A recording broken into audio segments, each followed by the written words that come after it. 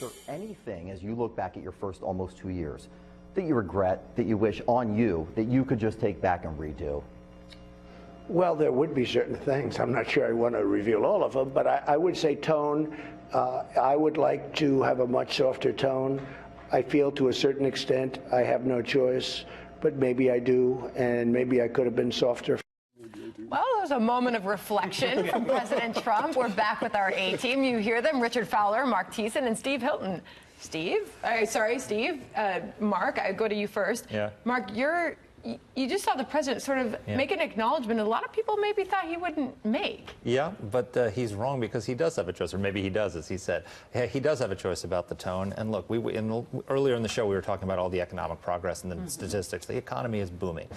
Literally every segment of the economy is doing better under Donald Trump. Yet Donald Trump's approval rating in the Gallup tracking poll going into the election is 40%, which is the lowest of any president going into a midterm election since before Eisenhower.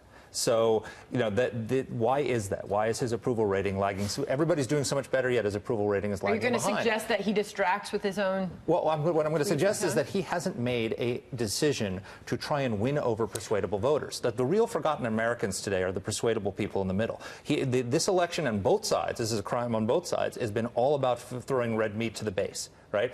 And the reality with successful presidents who win midterm elections, who win re-election, what they do is they take their base and they consolidate their base and then they expand their base. And Donald Trump should be, with the economy going the way it is, he should be at 50% approval. But he's not, because he has made a strategic decision that the way he wins elections is by energizing his base, getting his people to the polls, and forcing the people in the middle to make a choice between what they consider to be two bad options. And forcing whether that'll work, to ask we'll find the question, out. are you better off Yes. today than you were 2 years ago? Of course. I mean, the substance is very strong, and I hope it wins out. But honestly, to this tone point, I think the best thing about the president is his tone. I don't think he should have changed it at all. The whole point of Donald Trump was to come in and be different and speak differently and behave differently. Why? Because people for decades had politicians with great tone who delivered terrible results. Republicans and Democrats, they had an elitist policy agenda that benefited the rich and screwed working Americans. The whole point of Donald Trump was to come in and tell them they're wrong, they're a disaster, they're supported by the useless mainstream media. The tone was absolutely central to his populist appeal. Richard?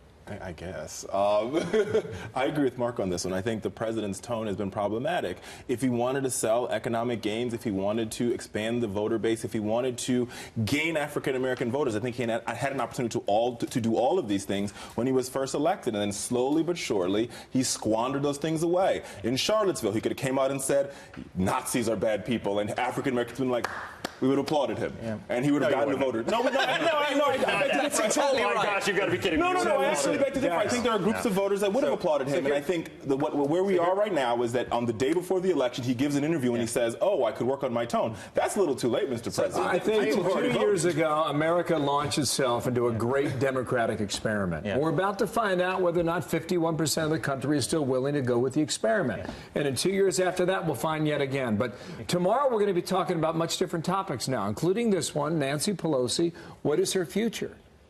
What does she do? Yeah. What do fellow Democrats do if she has the opportunity? If. I think. Hang on. Here's what she said. Quote. I got a quote. I know the territory. I'm really good at what I do. That's a suggestion to all the Democrats who have been on the fence about her leadership that she's staying and it's not going to be this transitional speaker. That's exactly right. Look, she is good at the one aspect of that I think she's talking about, which is raw power, raising money and using that to solidify and entrench her power. And I think that she's really, she's shown she's a fighter. She really knows how to make things work in Congress, in all the kind of behind-the-scenes deals that need to be done. Doesn't mean she's good at actually delivering anything of real substance for American people. But I think the real problem for her is going to be this tension between the desire for her, I think, as Speaker, if that's what she ends up being, to try and deliver some real results, versus the real real pressure from the base of the party to do everything they can to destroy President Trump. Let me say this, because I belong to this party. Nancy Pelosi, as my grandmother would say, she ain't no fool. And Nancy Pelosi understands how to count. So I do think that the Democratic leadership, to get into the weeds a little bit, will look a lot different than it currently looks. I think it will be more diverse. I think it will be younger.